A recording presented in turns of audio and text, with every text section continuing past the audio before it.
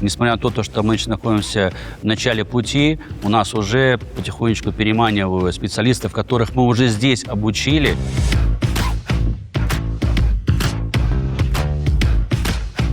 Образование, особенно которое касается каких-то таких производственных специализаций, оно должно быть, значит, очень такое фундаментальное, очень полное.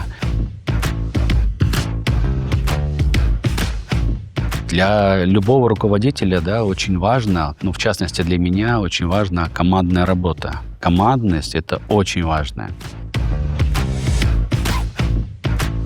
Я люблю созидать. Вот, и я люблю видеть результат своего труда.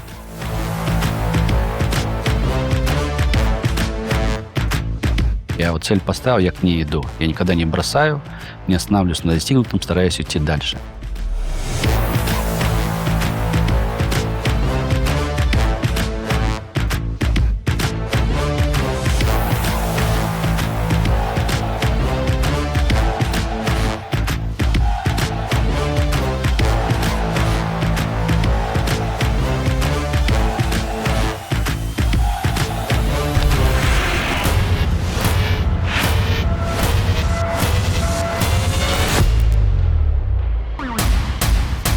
При строительстве, в частности, фабрики, строительстве других производственных объектов на Воке применялись самые передовые технологии.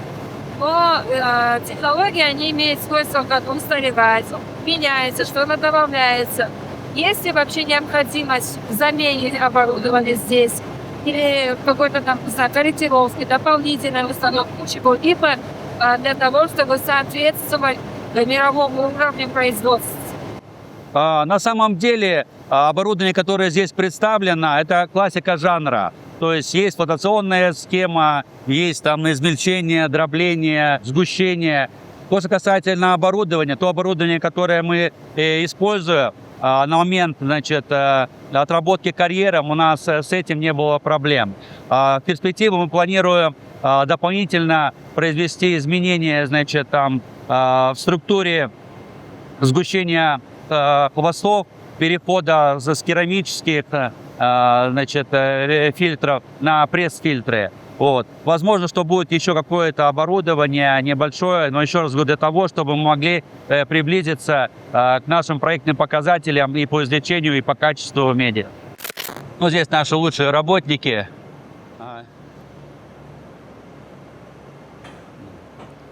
Ну, а здесь я хочу сказать, что это сердце фабрики, это наша операторская, где у нас круглосуточно находятся операторы. Вот, и мы видим полностью все процессы, которые у нас происходят с момента подачи руды и до хвостохранилища. Вот. Сейчас мы видим все зеленым цветом, это значит, все работает стабильно, нормально. Не мне об этом говорить, наверное, со стороны, но то, что вот мы слышим, и то, что говорят о нашем предприятии, действительно, то, что является определенной визитной карточкой. Особенно на юге Кыргызстана. Это первое предприятие, которое было запущено после развала Советского Союза. Это первое горнорудное предприятие. Это, конечно, это очень важно. Впервые запуском БЗМЧК была создана медная промышленность страны. То есть во многих вещах мы везде первые. Сложность еще была в том, что мы первые запускались, соответственно, у нас было гораздо сложнее все. Другие предприятия, которые здесь в Кыргызстане запускались после нас, им уже было проще. Нужно было все новое менять полностью, там различные положения, указы, там постановления.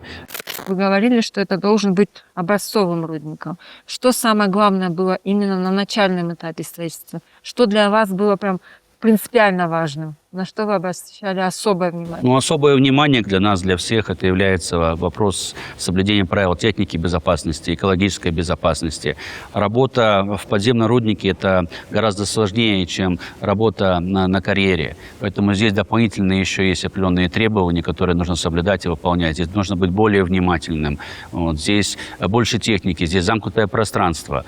Поэтому здесь нужно быть очень-очень аккуратным при выполнении работ, при движении, перемещении и так далее. Можно ли сказать, что уже, в принципе, осуществлено то, что планировали на начальном этапе?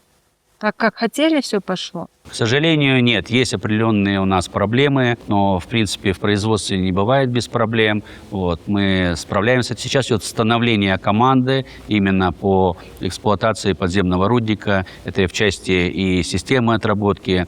Мы привлекаем сейчас специалистов из дальнего зарубежья, вот, которые приезжали сюда, тоже дали свою оценку работе наших специалистов, дали свои рекомендации, которым мы следуем на сегодняшний этап. И думаем, совместно мы все-таки придем к единому правильному решению. Самое сложное – это переходный период. Вот, именно переход с открытого на подземный. И вот мы сейчас находимся как раз в этом сложном периоде. В чем сложность? В плане персонала или это технические какие-то нюансы? Но нельзя сказать, что что-то одно. Здесь совокупность определенных моментов, на которые нужно обращать внимание. Это, опять же, начиная с подбора специалистов. Здесь должны быть высококвалифицированные специалисты, потому что люди, которые работают на транспорте, на карьере, и люди, которые работают в замкнутом пространстве, в подземке, это совсем разные коммуникации. Для этого у нас и был построен специальный, значит, полигон, который полностью отобразил в миниатюре нашу подземку, и чтобы, значит, специалисты, наши ребята, которые обучались, они были приближены вот именно к подземным условиям труда. Бузунчак один из первых, кто именно переходит, да, получается, с открытых работ на подземные работы. И столкнулся с определенной нехваткой специалистов. Да? Не боитесь, что другие, кто будет переходить, уже придут как бы на готово, и специалисты смогут просто уже быть подготовленными и перейти работать на другие предприятия? К сожалению, мы уже сейчас на себе это уже ощущаем. Несмотря на то, что мы находимся в начале пути, у нас уже потихонечку переманивают специалистов, которых мы уже здесь обучили. На самом деле все и говорят, что если специалист с Бузумчака независимо, да, это работник карьера, либо механик, либо обогатитель, либо рабочий специалист, да, с удовольствием забирают на другие предприятия. К сожалению. Я слышала, что ваш сын успел поработать в шахте. Вы не боялись за него? Ну, как я могу за него бояться? Конечно, были какие-то, может быть, там переживания, но он сам выбрал эту профессию. Он сам несколько раз был на Бузумчаке, единственное, в тот момент, когда он приезжал. Тогда мы занимались открытым способом. Вот. Он принял решение стать горняком. Он закончил 2 университета. Питерский горный университет и Кыргызский горный университет. После этого он проходил неоднократно практику на ВЦМ, и после этого он отработал на электрическом руднике больше года. Вот, и впоследствии он уже сейчас вот перешел на другое место работы в планово-экономический отдел в Каменногорске, также на ВЦМ.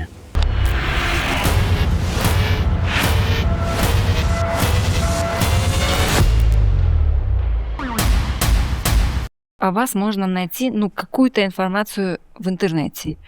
Вот. Мы нашли вашу диссертационную работу. Я ее зачитаю, потому что мне сложно выговорить.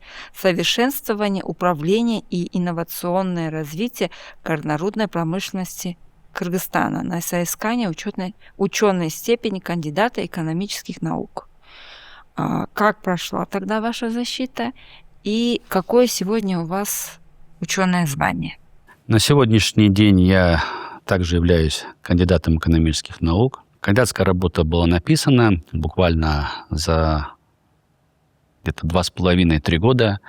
Была подготовлена, соответственно, собраны определенные статьи, участие в различных конференциях. И произошла сперва предзащита, потом защита. А то, что касается защиты, защита прошла очень хорошо. И на тот момент я просто хорошо помню выступление экс-премьер-министра Кыргызстана, который сказал, что ваша работа на самом деле кандидатская. Она говорит, не как кандидатская, но больше как докторская. Говорит. То есть, по большому счету, вы показали реализацию проекта. Если кандидатская подразумевает собой, просто ваши действия, что вы собираетесь сделать, то здесь уже фактически уже был проект, который уже был запущен. И на тот момент уже являлся флагманом горнорудной промышленности Кыргызстана. То, что касается сегодняшнего дня, я пишу докторскую диссертацию. Ну и если, конечно, получится, потому что уже долгое время, то на следующий год я уже планирую пойти на защиту докторской.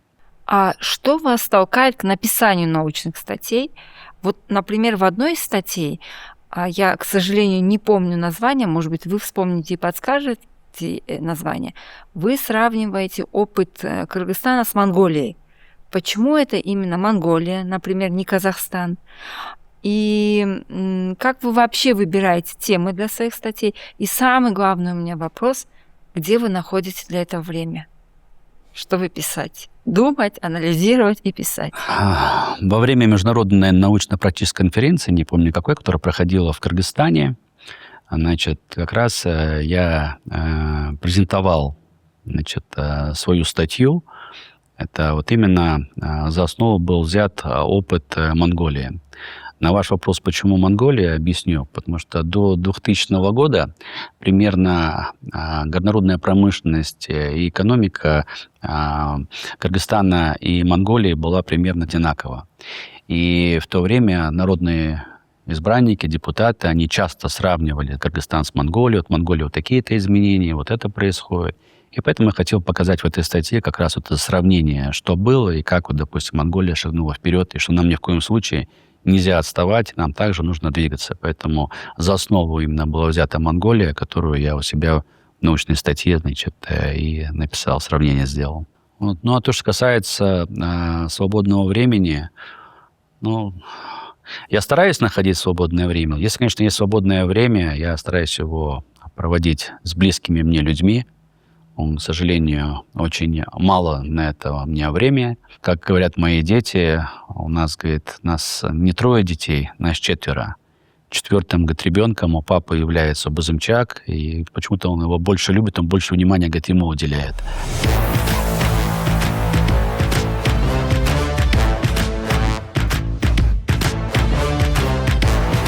Вы неоднократно говорили, призывали всех руководителей быть личным примером в вопросах соблюдения. Когда вы приезжаете на ГОКи, вот как вы показываете эти примеры в части соблюдения правил безопасного поведения на территории? На самом деле я ничего не делаю какое-то сверхъестественного. Я делаю то, что считаю нужным. Вот. Во-первых, элементарное соблюдение, оно должно быть не только показушным, не только, допустим, на предприятии, оно должно быть непосредственно и в жизни. То есть примером нужно быть для своих подчиненных, также для своих членов семьи, для своих близких, для своего окружения. Вот. Я вот все время даже элементарный пример говорю, вот в части даже пристегивания, независимо от того, на переднем ты сидишь, либо ты на заднем, ты обязательно должен быть пристегнут. И как-то со временем люди к этому привыкают. А здесь у нас жесткие требования, которые необходимо соблюдать. И я очень рад, что наши люди, наши сотрудники, они все это правильно воспринимают и выполняют. А каким образом происходит именно ваше сотрудничество с руководителями других предприятий группы Казминералс? Мы все сотрудничаем, мы все общаемся. Может быть, не так, как хотелось бы чаще. Вот, потому что, понятно, что у каждого есть своя работа, но то, что касается общих, групповых, мы всегда встречаемся, либо проводим различные ВКСы вот, на ту или иную тему. Добрый вечер. Сейчас. Давайте продолжим тему образования. Да? Расскажите о своем отношении к образованию. Дело в том, что мне кажется, что сегодня большинство, особенно молодых людей, предпочитают какие-то краткосрочные программы обучения, чем что-то такое фундаментальное. Как вам кажется, можно ли стать хорошим профессионалом в нашей отрасли, я имею в виду в горнодобывающей, да, без прочного такого фундамента, без прочного высшего образования? Ну, я всегда говорил и говорю, что я являюсь сторонником, да, вот именно советской школы образования, которая была, это вот именно специалитет, то есть полное, там, 5-6 лет. И вот мне сейчас нравится то, что сейчас вот в некоторых университетах России, значит, да, до сих пор применяют программу специалитета. Потому что, чтобы получить высококлассные, значит, профессиональные навыки, соответственно, нужно учить такие фундаментальные знания. А фундаментальные знания в области, там, не знаю, там, горной, нефтяной, там, геологоразведочной, там, за год-два физически невозможно там, приобрести. Поэтому я считаю, что образование, особенно которое касается каких-то таких производственных специализаций, оно должно быть, значит, очень такое фундаментальное, очень полные. А то, что касается краткосрочных курсов, конечно, они нужны. Это для повышения квалификации, это постоянно, потому что мир на месте не стоит, мир развивается, соответственно, что-то новое появляется, новые технологии, нужно проходить, нужно учиться, нужно постоянно учиться. То, что касается моей вот учебы, почему я это делаю, возможно, из-за того, что каких-то определенных знаний мне не хватает, потому что я для себя сколько раз вот брал и продолжаю брать какие-то спецкурсы по вот именно там какому-то определенному направлению, появляется что-то новое, и поэтому если возглавляешь компанию, крупную международную компанию, то что нужно идти в ногу со временем, то что нужно также развиваться.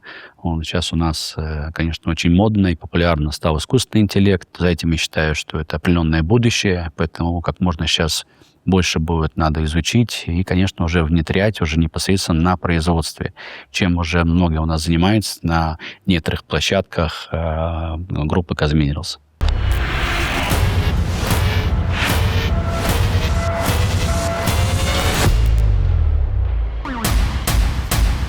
Мы сейчас находимся на хвостохранилище. Ильяс Валерьевич, я знаю, что есть какая-то история, связанная с расположением этого хвостохранилища именно в этом месте. Дело в том, что изначально, согласно проекту, хвостохранилище должно было располагаться в другом месте. Оно также должно было состоять из двух чаш, верхняя чаша и нижняя чаша. Но когда мы делали обсуждение с местными жителями, они к нам обратились, и аксакалы сказали, что раньше здесь, где вы как бы место для проектирования взяли, там располагаются родники. И они попросили пересмотреть вопрос о переносе как бы места хвостохранилища. Поэтому мы также обратились в проектный институт, и этот проектный институт сделал полностью перепроектирование, и вот перепроектировали вот в этом месте. Ильяс Валерьевич, а в чем уникальность этого места? Действительно, наверное, это определенная, и гордость наша. Подобного хвостохранилища нет не только в Кыргызстане, но и в странах СНГ. Дело в том, что данное хвостохранилище, оно является полусухим.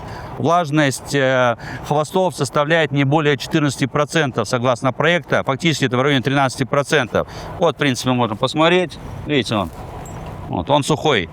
Эта технология более затратна, но... Она более затратная и как при проектировании, так же и при строительстве, и также при эксплуатации. Но это прежде всего мы показываем, насколько наша компания, она настроена именно на экологические системы, экологические вопросы. Но вот я могу сказать одно, что данное хвостохранилище является полусухим, тем самым меньшее воздействие на окружающую среду.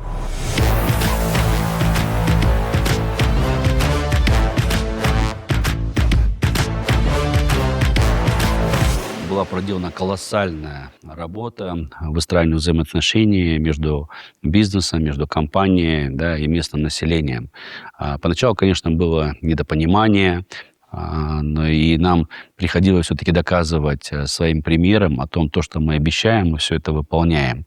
И вот если посмотреть, что было там в 2011 году, и то, что происходит сейчас, это не просто небо и земля, да, это на самом деле очень большое расстояние, как от Земли до Луны, наверное, да. И не просто так же, вот премьер-министр, экс-премьер-министр Кыргызстана Шомарт Атабаев, он сказал, говорит, вы, говорит, показали пример другим компаниям, что можно и как нужно выстраивать отношения с местным населением. Даже здесь мы проводили конференцию, куда были приглашены представители, различных АЭЛ-КМТУ, местного населения и руководства различных городных компаний.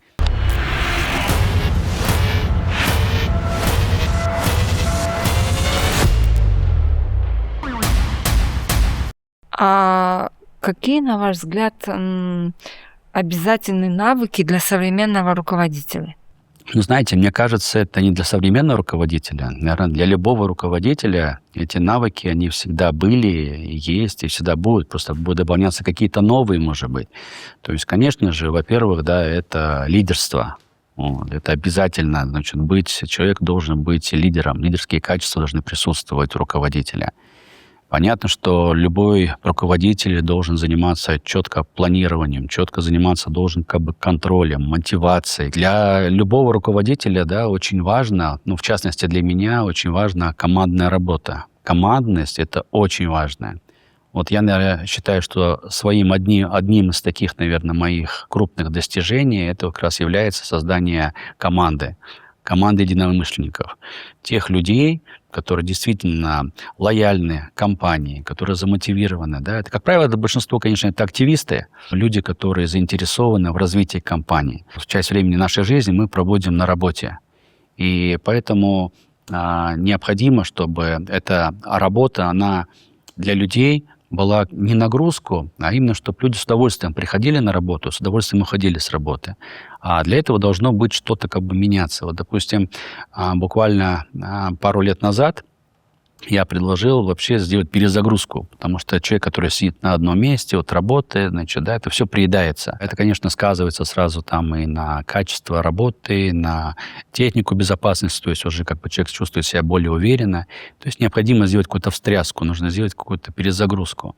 Вот этот проект «Перезагрузка» как раз и был поставлен на том, чтобы можно было перезагрузиться, чтобы люди опять вдохнули какой-то новый, свежий, какой-то там такой поток воздуха, да, и с новыми силами что-то другое делали. Это вопрос внутреннего перемещения, плюс какие-то дополнительные нагрузки в чем-либо. Потому что вот многих-то я также привлекаю там в части различных там проектов, как внутри компании, внутри группы, так и за ее пределами, опять же, в том же деловом совете. Те, кто заинтересованы в каком-то определенном росте, каких-то определенных новых знаниях, новых навыков, это вот хорошая как раз вот площадка для этого.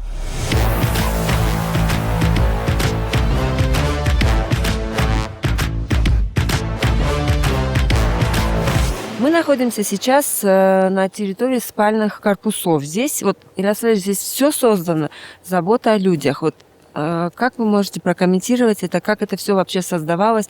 И еще я вижу, что очень большое внимание уделяется озеленению. Еще, когда на стадии проектирования, когда только строились эти корпуса, мы тогда уже задумались о том, что необходимо создать какой-то оазис, какой-то микроклимат. Поэтому сразу мы продумали вопрос, чтобы заняться посадкой деревьев.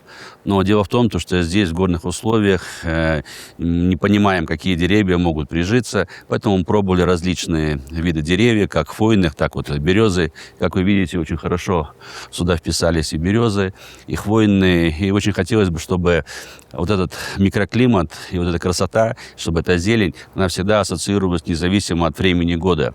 Потому что зимой, понятно, листвы нет, но хвойные деревни, они вечно зеленые, поэтому очень красиво здесь и зимой, и летом. Ну, летом вообще вот очень прекрасно, очень красиво.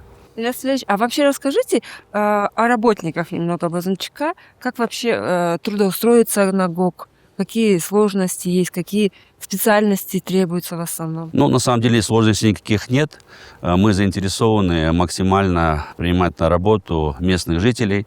Если мы не сможем набрать таких специалистов здесь, то, соответственно, мы уже смотрим в районе, потом дальше со стороны области, и потом дальше уже по всей стране. То есть любой желающий, который имеет те или иные навыки, те или иные специальности, специалист в своем деле, профессионал, мы принимаем на работу. Здесь четко работает у нас HR, вот, он проводит полностью работу с местными органами, ИЛАКМАТу, которые дают своих кандидатов, поэтому уже наши специалисты уже, значит, работают с ребятами, и потом уже после прохождения всех необходимых требований принимаются на работу. Базунчак является такой, я не знаю, флагманом, что ли, передовым в плане корпоративной культуры, потому что, насколько я знаю, да, корпоративные ценности начались с внедрения, да, именно на Базунчике. У компании есть свой гимн, создаются различные ролики, и работники, ГОКа, офиса, они достаточно креативны, но вы сами тоже очень креативны. Как удалось создать такую вот сильную корпоративную культуру? На самом деле я не знаю, как так получилось. Наши ребята очень вовлечены во все процессы, очень креативно подходят к многим вопросам. Это в части касательно и создания гимна, потому что хотелось бы, чтобы люди чувствовали себя большой такой семьей. И здесь, чтобы у нас был и свой гимн. Когда я предложил, все откликнулись на это. Значит, каждому была такая возможность написать слова, музыку. Поэтому мы дали большой, можно сказать, зов чтобы может любой сотрудник принять участие в написании гимна. Вот. Ну, для этого мы тоже посмотрели все предложения, которые были, их было очень много. Значит, потом мы привлекли профессионалов. Профессионалы приехали сюда, потому что они поначалу готовы были сразу все написать. Я говорю, нет, надо приехать, окунуться в эту среду, прочувствовать вот дух Базымчака, чтобы прочувствовать, вот, как себя чувствует простой рабочий, вот, находясь здесь. И после этого, значит, да, мы подошли к написанию музыки. Написали музыку, наложили ее и сделали уже клип. Какие традиции и обычаи есть у Базымчака? Ну, традиционно мы отмечаем профессиональные праздники. День металлурга каждый год проводится, значит, этот праздник. Он как раз заканчивается у нас спартакиада. И на День металлурга мы проводим, значит, концерт, награждение людей.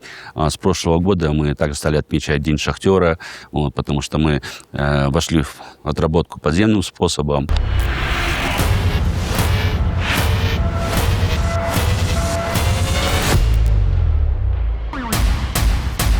А как вы относитесь к социальным сетям? Вот у вас на Фейсбуке написана такая цитата: «Все, что нас не убивает, делает нас сильнее». Прокомментируете? Ну, это не моя цитата, это цитата Фридриха Ницше. Вот. Ну, действительно, потому что если человек что-то добивается, что-то делает, и у него это не получается, и бросает, то это будет нулевой результат.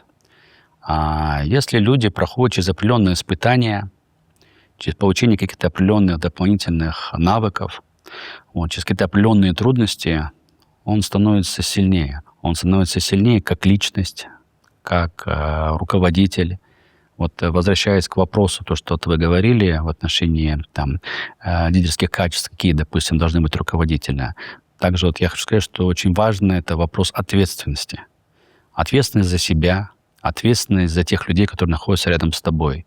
Если это на работе, то это твой коллектив, твои сотрудники. Если это домашние, то это ответственность за твою семью, жену, детей, родителей. Поэтому эта фраза, которая есть, действительно для меня, я считаю, что она такая как бы похожа на мой характер. Это вот то, что вот благодаря каким-то определенным трудностям я становлюсь сильнее. Нужно ли вести современному руководителю свою страницу в социальных сетях, как вы думаете? Я не могу сказать за всех, скажу за себя. Вот. Я, конечно, не частый пользователь соцсетей. Вот. Я стараюсь по мере возможности использовать их. Вот. Какие-то интересные моменты я и для себя, и конспектирую. Там, если я считаю, что это интересно с кем-то поделиться, то я делюсь внутри. Это тоже какая-то определенная перезагрузка, это тоже какая-то, вот, может быть, когда есть свободное время, ты можешь передохнуть, ознакомиться, потому что нужно все равно читать, понимать, что не нужно жить только чем-то одним, нужно развиваться, а если развиваться, то во всех направлениях.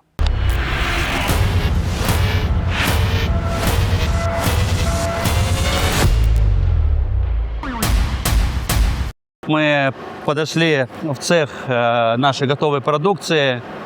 Здесь конечный финальный продукт нашего производства. Это концентрат с влажностью не более 12%, который в дальнейшем мы уже экспортируем на Балхаш, на медзавод. Как осуществляется транспортировка отсюда? Транспортировка с Базымчака осуществляется до перевалочной базы Шамалдасай автотранспортом с сопровождением службы безопасности. Это порядка где-то 200 километров. И в дальнейшем уже в Шамалдасае складируется на складах. После этого делается финальное опробование товара. Вот, и загружается в железнодорожные вагоны. И дальше по железной дороге через Кыргызстан, Узбекистан и Казахстан прибывает на Балхаш, на медный завод. Это готовая продукция, полностью уже опломбированная. Вот. Можно там полностью увидеть вот они, все эти пломбы. Вот уже готовая продукция, та, которая готова к транспортировке и вывозу с Базымчака.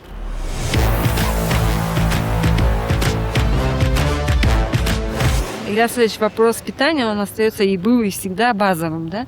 А как организовано питание здесь? Я считаю, что люди, приезжая из дома в горных условиях, должны очень калорийно питаться совместно с институтом питания. Мы разработали меню, чтобы оно было разнообразным, чтобы людям нравилась еда. Я знаю, что в некоторых компаниях, на некоторых предприятиях это отдано на аутсорсинг. Как здесь? Я противник аутсорсинга, потому что когда я пришел сюда в 2011 году, здесь тоже было все в аутсорсе.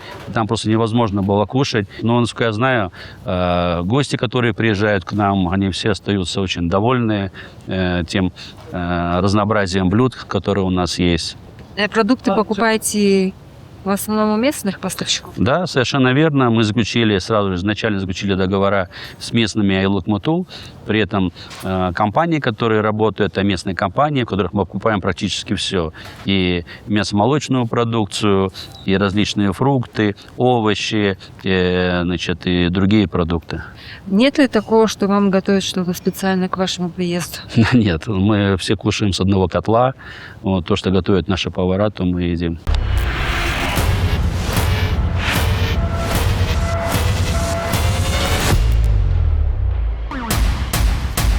Что для вас является источником силы и мотивации для новых проектов, шагов, не только в работе, да, но и в целом в жизни? Знаете, я по натуре вообще созидатель. Я люблю созидать. И я люблю видеть результат своего труда. И когда я вижу результат, я прям сильно заряжаюсь. Я понятно, что я ставлю себе определенные цели, я нацелен на этот результат, я иду к этому результату. Не всегда получается с первой попытки, бывает со второй, третьей. Я цель поставил, я к ней иду. Я никогда не бросаю, не останавливаюсь на достигнутом, стараюсь идти дальше. И когда я добиваюсь этого результата, знаете, я получаю такое моральное удовлетворение во всем этом. А у вас много друзей? Много друзей не бывает. Есть приятели, есть партнеры, есть знакомые.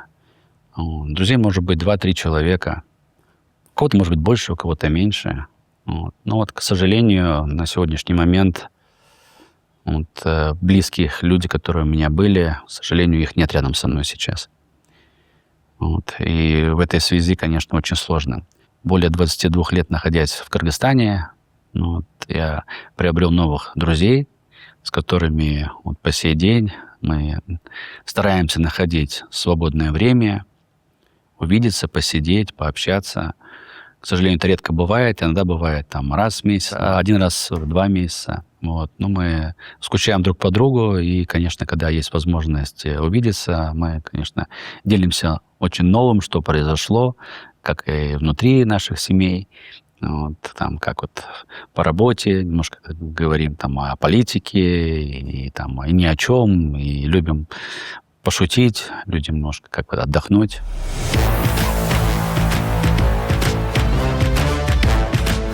Какие у вас есть хобби, увлечения? И вообще, как вы относитесь к здоровому образу жизни? Мне неоднократно задавали вопрос по поводу моего хобби.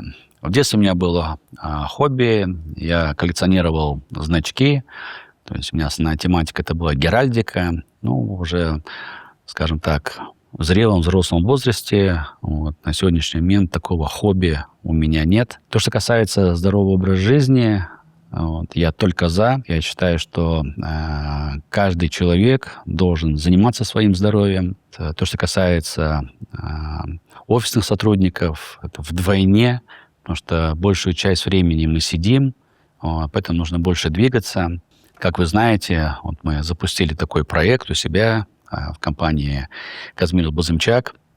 Ежедневно в 11 часов, независимо от времени года, мы проводим зарядку, кто во дворе, кто на рабочем месте. То есть любой желающий может присоединиться. А для себя утром я... После небольшой пробежки, после принятия душа, я обливаюсь холодной водой утром и вечером. То есть стараюсь тоже поддерживать. Без фанатизма. Я не хожу в зал, не занимаюсь железяками. Немножко, может быть, подкачать пресс, на турничок, гантельки небольшие. Вот, и беговая.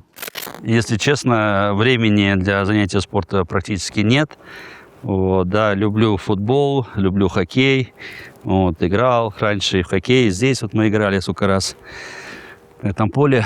Вот, мы стараемся создавать все условия для наших сотрудников, для занятий спорта. Вот, если вы здесь видите, здесь хорошая футбольная площадка, волейбольная площадка, вот, тренажерные полностью у нас. Здесь тренажеры находятся и уличные, есть тренажеры, которые находятся у нас внутри. Там находятся у нас и теннисные, и бильярдные столы.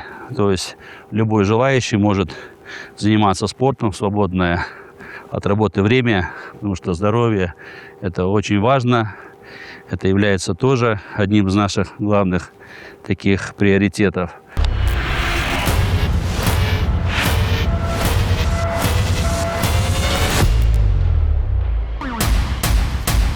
В целом, я думаю, что вот это ваше отношение к спорту, к здоровому образу жизни, оно передается и на Базумчике, потому что, ну, во-первых, там созданы все условия для того, чтобы занимались спортом. Ну и еще самое главное то, что наша команда становится уже в 3 раза подряд, да, 2 раза подряд из 3, да, или там с каких-то из 4, ну, даст Бог, будет и 3-й раз, что становится лучшей. Мне кажется, это тоже благодаря тому, что ваше отношение и к спорту, и к здоровому образу жизни именно вот такое. Ну, в моем понимании, это большая поддержка, конечно, и Олега Николаевича. То есть, в принципе, все проекты, все предложения, которые были там озвучены мной ему в части досуга, развития, он всегда поддерживает. И поэтому я считаю, что каждый сотрудник, особенно те, кто находится на вахте, приезжая на вахту, они должны хорошо работать. Соответственно, если они хорошо работают, они должны хорошо питаться. Они, соответственно, должны отдыхать, то есть у них должен быть нормальный досуг. Поэтому я считаю, что необходимо создавать все условия для занятия спортом, заниматься здоровым образом жизни, потому что у нас все условия для этого есть. У нас есть и беговые дорожки, и всякие тренажерные залы у нас, и теннис, и бильярд, и футбольные, и волейбольные поля, и шахматы, там различные, там гиревой вид спорта. Вот. И, конечно же, пользуясь случаем, я хочу сказать большое спасибо нашим сотрудникам, вот, нашим ребятам, которые, вот, знаете, вот так вот в хорошем смысле замотивированы на успех, когда вот первый раз мы выиграли, и они поняли о том, что действительно можно выиграть, значит, да, они мне сказали: Олег, на следующий год мы тоже заберем кубок. Вот. И действительно, то, что они сказали, они сделали.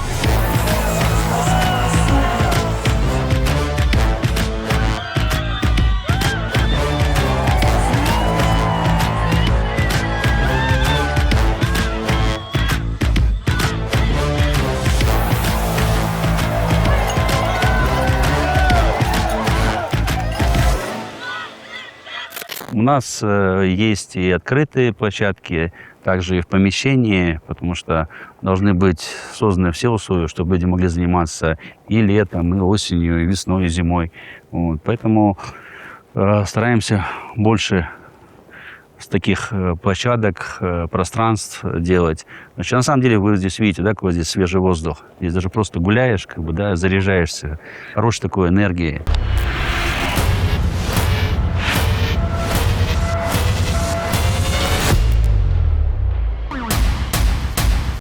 А что компания делает для местного населения? И когда мы посещали некоторые социальные объекты, то мы видели, что на табличках указано ваше имя. С чем это связано? Я хорошо помню этот день, когда я приехал и встретился с местным населением. Человек 300, наверное, было. Вот. И я выступил и рассказал, кто мы, кто я такой, что будут созданы рабочие места, будут оплачиваться налоги. Ну, конечно, кто-то скептически к этому отнесся, кто-то выступал и говорил, знаете, говорит, да и до тебя здесь приезжали и говорили, и обещали, никто ничего не будет как бы делать. Я говорю, давайте договоримся так. Если я обещаю, я выполняю. Если я говорю нет, то я не выполняю. Поэтому давайте будем сразу как бы там вот друг другу доверять. И чтобы вы могли все это перепроверить, для этого будет у нас создана своя газета, в которой будет полностью описано то, что мы делаем. И везде мы будем фиксировать. Мы обещали сделать ремонт школы, мы показываем, что мы ее сделали. Мы обещали построить какой-то объект, мы его сделали. Вот, пожалуйста. Мы обещали там сделать ремонты, поликлиники, больницы. Я хочу сказать, что на сегодняшний момент нет ни одного объекта, что в Коксиреке, что в Кокташе, которые мы на сегодняшний момент не построили или не отремонтировали. Забыл еще сказать, что когда я встречался с местным населением, я предложил, чтобы не на словах все оставалось, а давайте все проблемные вопросы, которые есть у Айлакмуту, какие есть проблемы у компании, мы все положим на бумагу и заключим меморандум. Мы заключили меморандум, в котором четко прописывали, значит, да, какие обязательства на себя берет компания, какие обязательства на себя берет местное население. А от местного населения мы многого не просили. Мы, главное, просили, чтобы не было каких-то противоправных действий в отношении наших сотрудников, нашей компании. Вот. А с нашей стороны мы прописывали полностью, что мы планируем, значит, сделать каждый год. И вот на протяжении уже сколько? 13 лет ежегодно мы подписываем меморандум. А в Коксиреке, по-моему, или в Кокташе живет мальчик, которого назвали именно в честь вас. Можете рассказать об этой истории? Да. Я хотел посмотреть объекты, которые находятся в Коксиреке. И я зашел в поликлинику, и да, рядом посмотрел, там, значит, родильный кабинет. Но на самом деле, да, это не родильный кабинет был, это ужасные были условия, страшная антисанитария. И я предложил обязательства вот именно в ремонте и поставке оборудования вот именно родильного, значит, кабинета.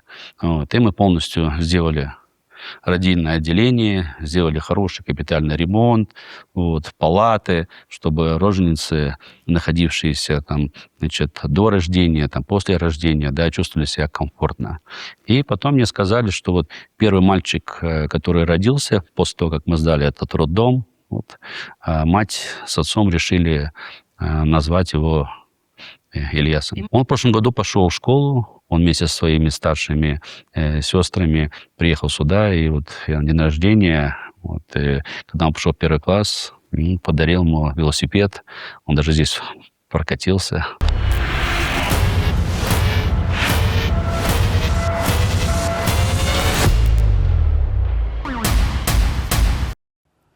Ну, то, что касается мечты, ну, понятно, что основное, конечно, это хотелось бы, чтобы был мир на земле, вот, чтобы была определенная гармония в семье, чтобы наша компания стала лучше, стала первой вообще не только, допустим, в Кыргызстане, там, но и за пределами Кыргызстана.